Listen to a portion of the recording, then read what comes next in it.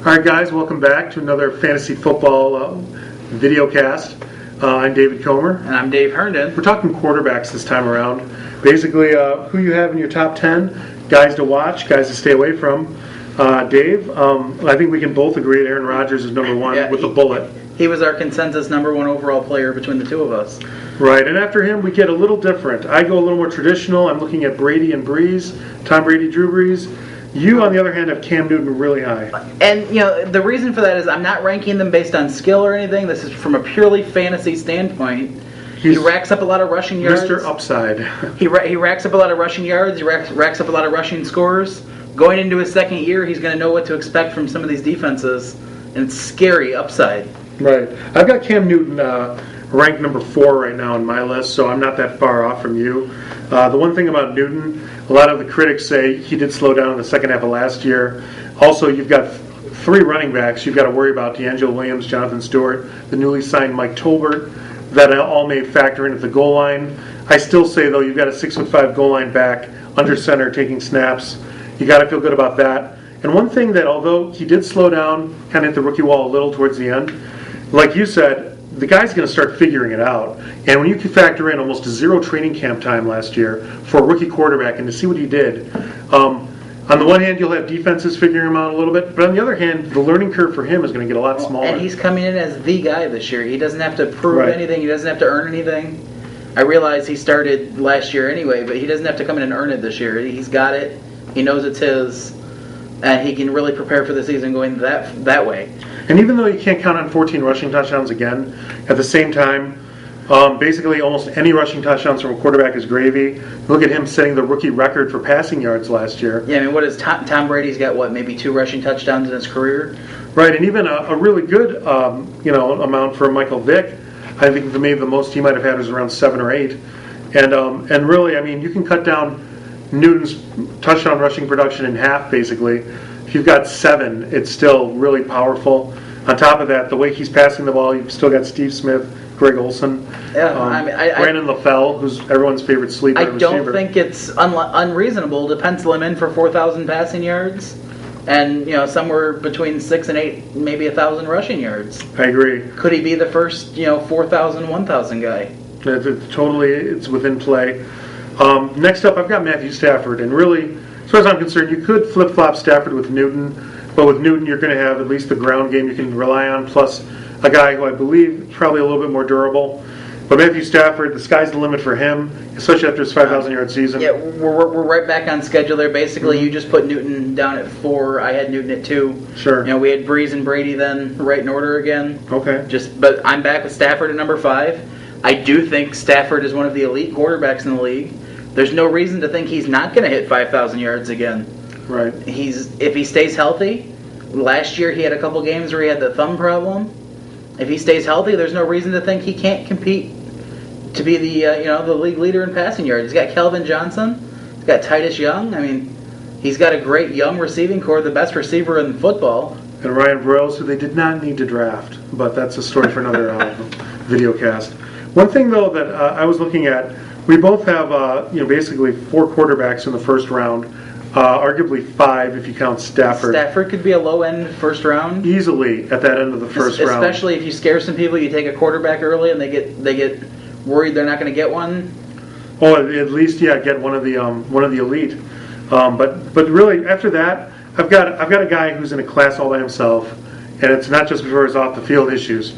Michael Vick. Really, you've got a guy who could either drop back down to the second tier, or he has the potential to produce just as well as those top tier guys. The question is, what Michael Vick do you get from last year, or the Michael Vick from 2010 who set the league on its ear? Now, see, I don't have Michael Vick anywhere near my top 10 or my honorable mention. Wow. I think last year I think is indicative of how he's going to move forward. Mm-hmm. He's had years out of the league for various reasons. He had the broken leg at one point. Missed almost a whole year. He had the years he was in jail. He's on the bad side of 30. So you're questioning durability? Between durability and age, I'm not sure he can put up those type of numbers. Even if he plays every game, I'm not sure he can put up the numbers. Right. There's been offensive line issues with the Eagles. Plus, you've got LaShawn McCoy, who's really taking on more of more of the burden in that offense, where he's becoming more of the centerpiece. And he still hasn't sold me on being a passer. I think 2 years ago I was kind of settled with that. I believe in Vic. But one thing you're going to get this year from the Eagles that you should be advised for, as well as you, dear viewer, is just that Deshaun Jackson will not have as bad a year as he did last year. Jeremy Maclin is only getting better. He's hitting his third or fourth year. That offense is on the rise. Brent Selleck has proven himself to be a very solid, above-average tight end. And I really think that, and then you factor in McCoy being a dual threat, catching the ball as well as rushing. I see Vic bouncing back in a big way. Question is where you take him. In my opinion, I see Michael Vick more like a late third, fourth round pick. Again, it all depends on how those quarterbacks fall. And in my estimation, Vick's the next guy. Who do you have coming in at number 6? I toss in Eli Manning. I hate to do it. I don't like the kid. He's a little older than I am, but I don't like him. But you got to look at his numbers. And I'm not talking about the 2 Super Bowl rings he's earned off of Tom Brady. Came within a whisker of throwing for 5,000 last year. He was right there with that elite class numbers-wise. He does have the interception issues at times. Not last year, but I think it was 2010. He had like 16 picks. Right. But I think he's growing in that regard. They've got a running game that's gonna take some of the pressure off of him having to pass all the time, in the sense of the defenses aren't going to be expecting the pass all the time, so his interception numbers should go down drastically from that regard. And he's the defending Super Bowl MVP. Well, one thing about Eli Manning is his touchdown numbers have never been that good. They're solid, and he's a very, very productive quarterback. I've got him a little farther down towards the end of the top 10 for me. Hakeem Nicks, Victor Cruz, very good. I do like Ahmad Bradshaw. David Wilson's a bit of an unknown. Eli Manning, you can definitely make an argument for fitting in there. Who do you have after Eli, around 7, 8? Going into this, 7th quarterback off my board is Matt Ryan. He's got an amazing receiving core. And you got Roddy White, who I rank in my top 5 in receivers. You have Julio Jones, who could arguably they're both number 1 wide receivers. I mean, where do you go wrong? And then Tony Gonzalez, Hall of Fame tight end. Yeah, Gonzalez is on the downside of his career, but he's still one of the top 5 or 6 tight ends in the league. Easily. They've got a strong offensive line, and they've got a little bit of a rushing attack that can take the heat off. See, I really like Ryan a lot this year. He's kind of one of my quarterback sleepers, actually, because I think when you look at past results, it's hard to put him ahead of guys like Rivers and Romo, or Eli, or even Peyton for that matter.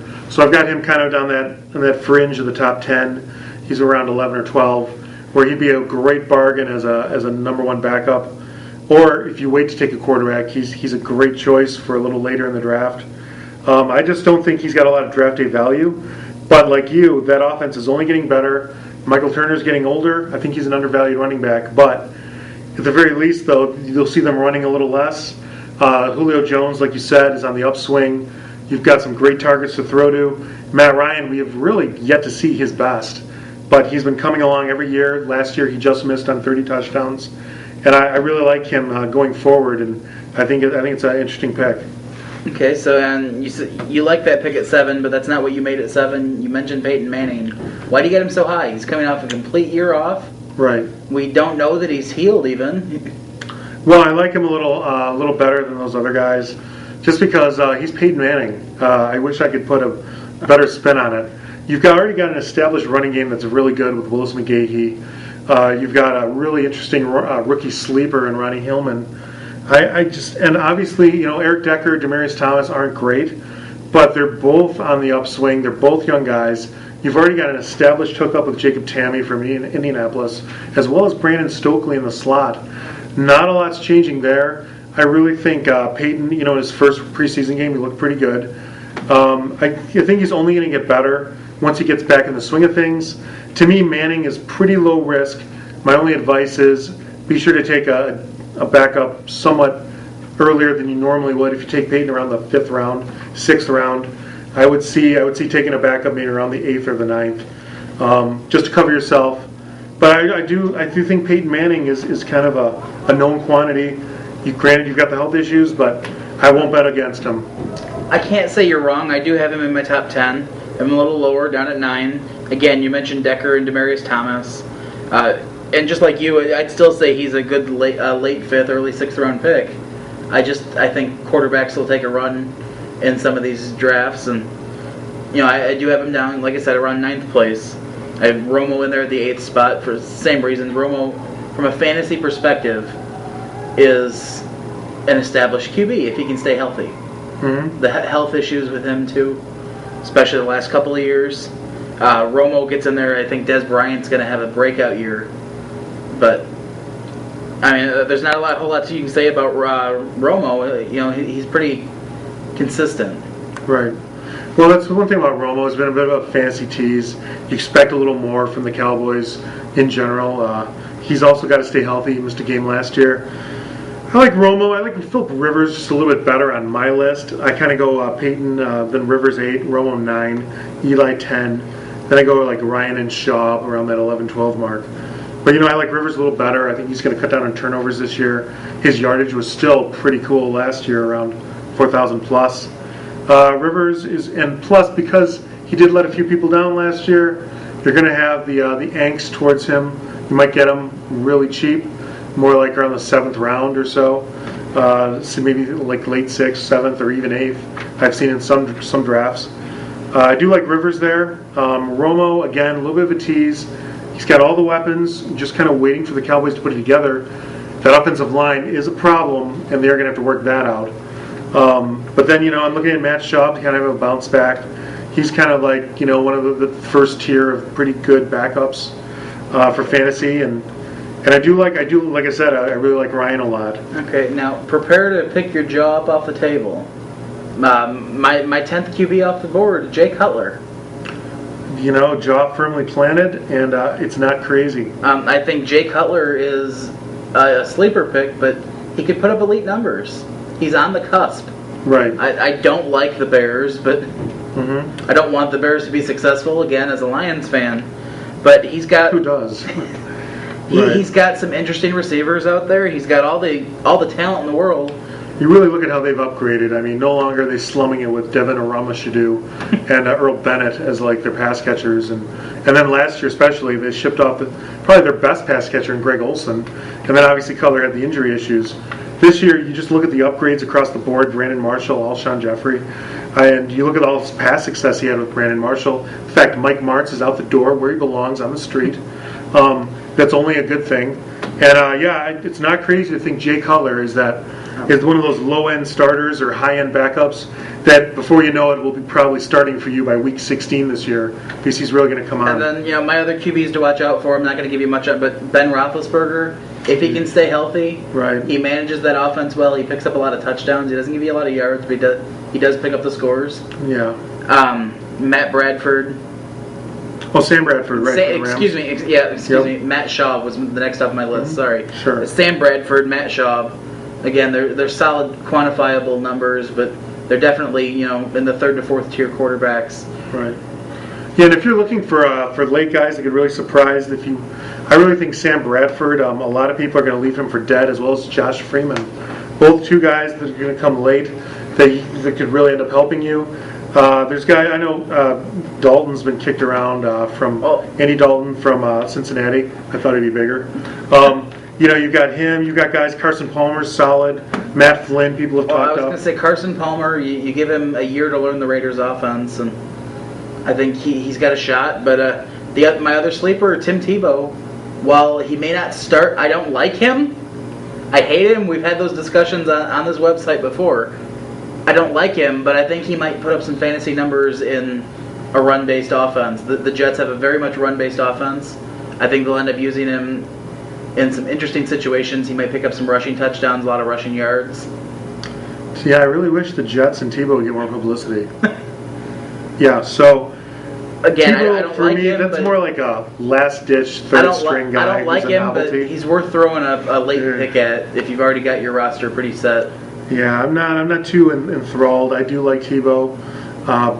Basically, as a person, as a player, he's fine. But not as a starter. Or you could talk him up about how he's going to be great because of being in a rushing offense, and try to convince somebody else to draft him. Right. And then the last thing, I'm definitely not a fan of the Tebow situation or the Jets in general from a fantasy perspective.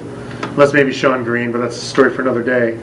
Robert Griffin III, I've seen him ranked as high as 8 in some draft charts at the position. I can't buy into a rookie that big, especially at QB. I really try hard not to buy into a rookie QB. I love the guy, but not this year. Came back to bite me last year when I passed on Cam Newton and took Peyton Manning in the 6th round.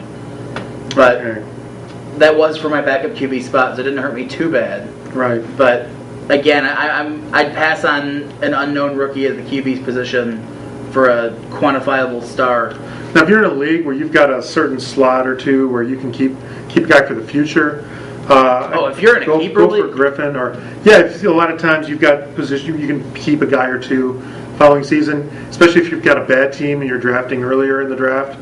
Maybe later on in those late middle rounds. He's definitely worth an early. He's a great lottery ticket. Round pick. Yeah, exactly. He's a great lottery ticket at that point, and I see him, especially if you can keep a guy. Otherwise, I mean, he's got upside, but he's not as big a runner as people would have you believe. And you've got kind of a bad Redskin team, and Mike Shanahan's, I know, a beautiful mind when it comes to offense, but again, I think the jury's out. And anytime you've got a rookie, Shanahan builds running backs, not QBs. Right. He was gifted a QB. Look what he had after that. Although, ask Jay Cutler, though. He had Cutler kind of on the up and up before he left. So it's possible. But again, though, he hasn't done a whole heck of a lot, sans Elway. But that's going to do it for our quarterback roundup. Make sure you check back tomorrow as we're going to be bringing you the top running backs. We'll see you later.